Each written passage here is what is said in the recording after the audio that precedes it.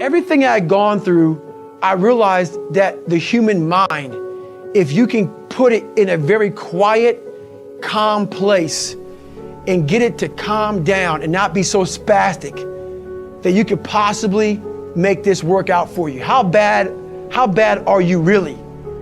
So I calmed myself down and I had to make this enormous thing small.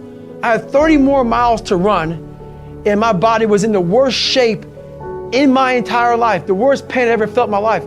So I broke this 30 miles thing down. I broke it down to small chunks. I calmed my mind down. I had to get water, had to get potassium, had to get sodium. I had to stop being so dizzy because I had to be able to stand up. So my dizziness went away after about an hour. I was able to stand up now. And I was going around this track at like 30-some minute mile. And I'll never get my crew person saying, hey, I got to mile 81. They said, you're not gonna make the time. I had 24 hours and I was going so slow, taking so much time. This is when I realized that the human mind, once everything gets connected, once the mind knows you're not gonna quit something, it's gonna try to find more. It's gonna try to give you more. Once it realizes you're not gonna take the path of least resistance, you're gonna stay here until it's done. My mind and my body and my spirit became one for the first time ever. For the first time ever, it became one. And I went to a level that I never thought was humanly possible for myself or anybody else. In that shape that I was in, I was able to run 19 miles.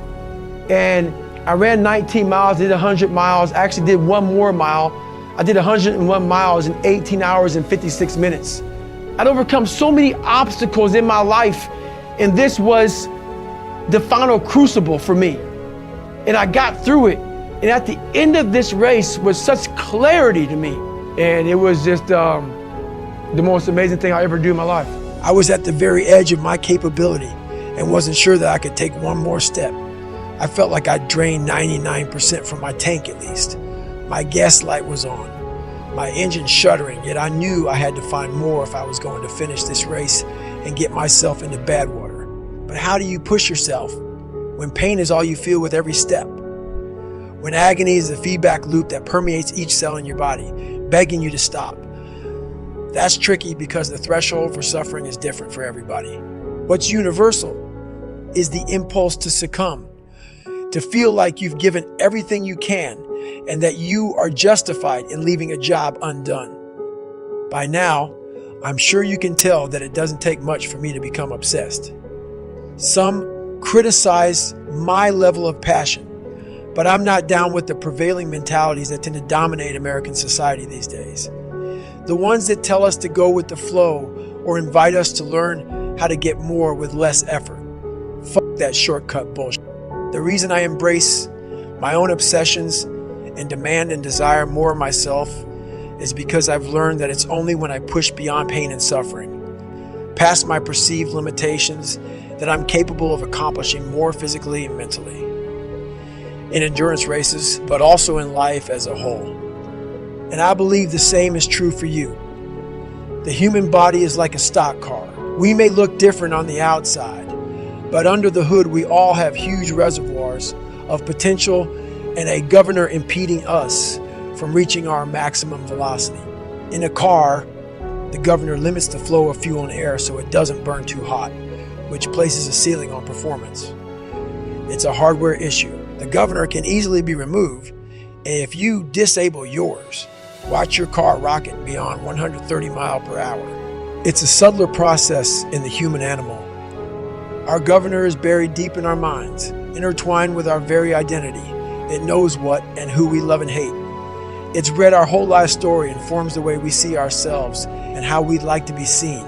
It's the software that delivers personalized feedback in the form of pain and exhaustion, but also fear and insecurity. And it uses all of that to encourage us to stop before we risk it all. But here's the thing, it doesn't have absolute control. Unlike the governor in an engine, ours can't stop us unless we buy into its bullshit and agree to quit. Sadly, most of us give up when we've only given around 40% of our maximum effort. Even when we feel like we've reached our absolute limit, we still have 60% more to give. That's the governor in action. Once you know that to be true, it's simply a matter of stretching your pain tolerance, letting go of your identity and all your self-limiting stories so you can get to 60%, then 80% and beyond without giving up. I call this the 40% rule. And the reason it's so powerful is that if you follow it, you will unlock your mind to new levels of performance and excellence in sports and in life. And your rewards will run far deeper than mere material success. The 40% rule can be applied to everything we do, because in life, almost nothing will turn out exactly as we hope. There are always challenges, and whether we are at work or school or feeling tested within our most intimate or important relationships, we will all be tempted to walk away from commitments, give up on our goals and dreams, and sell our own happiness short at some point, because we will feel empty, like we have no more to give when we haven't tapped even half of the treasure buried deep in our minds, hearts, and souls. I know how it feels to be approaching an energetic dead end. I've been there too many times to count. I understand the temptation to sell short, but I also know that impulse is driven by your mind's desire for comfort, and it's not telling you the truth. It's your identity trying to find sanctuary, not help you grow. It's looking for status quo, not reaching for greatness or seeking wholeness. But the software update that you need to shut your governor down is no supersonic download. It takes 20 years to gain 20 years of experience. And the only way to move beyond your 40% is to callous your mind day after day, which means you'll have to chase pain like it's your damn job. Imagine you're a boxer, and on your first day in the ring, you take one on your chin. It's gonna hurt like fucking hell, but at year 10 of being a boxer, you won't be stopped by one punch. You'll be able to absorb 12 rounds of getting beat the fuck down and come back the very next day and fight again. It's not that the punch has lost power. Your opponents will be even stronger. The change has happened within your brain. You've calloused your mind. Over a period of time, your tolerance for mental and physical suffering will have expanded, because your software will have learned that you can take a hell of a lot more than one punch. And if you stay with any task that is trying to beat you down, you will reap rewards.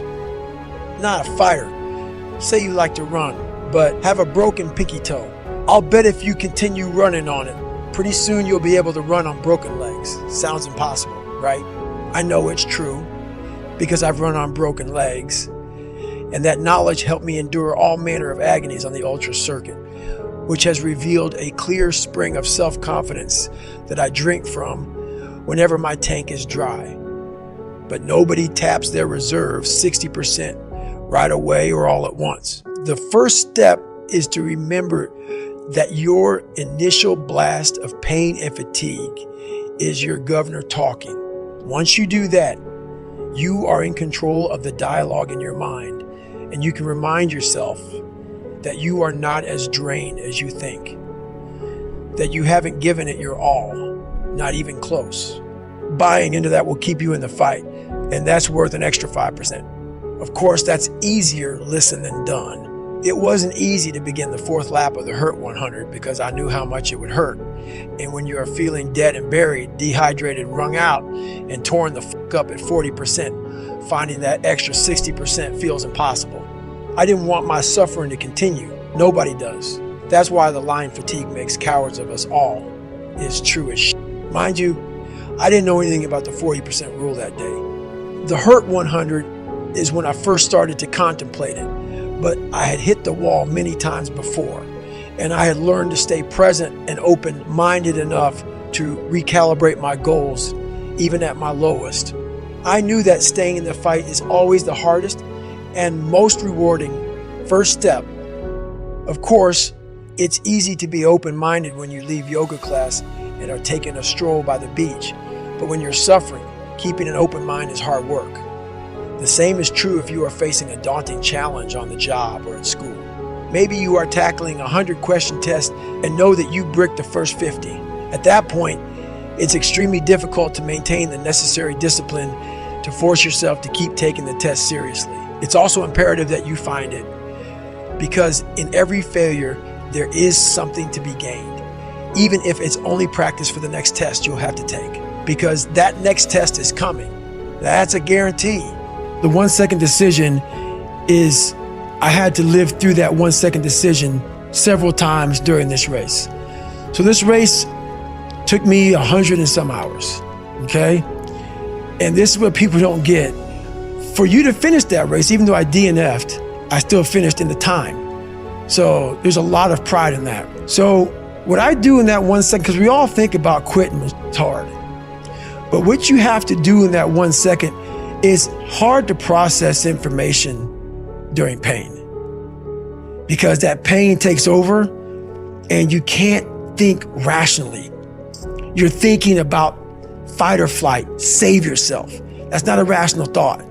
It's not a thought that's going to get you through hard times. Most people fail that 1 second. So what happens, what I do in that 1 second, and there's a bigger process to all this, but in that 1 second, I physically stayed in that water. Because if I get out of the water, I quit. So I physically stay in the water, but mentally, I'm on the beach with the instructors. And the instructors, it's cold outside, so they got these parkas on. They got their cup of Joe, and they're warm because they've already been through it. So now it's your turn to go through it. So mentally, I get back with them. I'm still in the water physically, but mentally, I'm back with them. I'm chilling. I got my parka on, and now I'm thinking logically because I'm warm now. Mentally, I'm warm. I've taken that 1 second. Let's not quit yet, Goggins. Let's think about your options. Where are you going to end up if you quit this? Where are you going to go? What are you going to say to yourself? Because you know you're going to get warm. The second you get out of this water, you could take a shower and you're going to be warm. And in 5 days, you could be out. So I start thinking logically. I calm my brain down because your brain just wants to get out. Ring the bell, push your helmet down, get warm, and then you're really And these are the things you have to think about in the 1 second decision. So that's what that's all about. It's about gaining control of your mind, putting things back in the proper perspective, and then saying, I really do want to be here. And I'm going to have a bunch of these 1 seconds through this 130-hour journey. And I have to learn to control these, because if I fail one of these 1 seconds, I will not be a SEAL. I will not be a doctor. I will not be a lawyer. I will not be whatever the it is. So that's how important that 1 second decision is. It's all about your mind takes control of you. You have to say, you, I run this. And that's what that's all about. We must create a system that constantly reminds us who the we are when we are at our best, because life is not going to pick us up when we fall. There will be forks in the road, knives in your back, mountains to climb, and we are only capable of living up to the image we create for ourselves. Prepare yourself. We know life can be hard, and yet we feel sorry for ourselves when it isn't fair. From this point forward, accept the following as Goggins' laws of nature. You will be made fun of. You will feel insecure. You may not be the best all the time. You may be the only black, white, Asian, Latino, female, male, gay, lesbian. There will be times when you feel alone. Get over it. Our minds are fucking strong. They are our most powerful weapon, but we have stopped using them. We have access to so many more resources today than ever before, and yet we are so much less capable than those who came before us. If you want to be one of the few to defy those trends in our ever-softening society, you will have to be willing to go to war with yourself and create a whole new identity, which requires an open mind. It's funny, being open-minded is often tagged as new age or soft. F that. Being open-minded enough to find a way is old school. It's what knuckle draggers do. And that's exactly what I did. Failure is just a word. For me, failure was me having more information on how to succeed. That's all failure became to me. So I failed so much. Pull-up records, running events, had to quit this, buds, brain just all this crap I had to go back through. All that was, oh, I failed because of these reasons here. Go back to the drawing board, figure out the right equation, put it together, go back, fail again. Oh, but I got more information. So everything I was afraid of, I made sure to meet it right in the face and overcome it.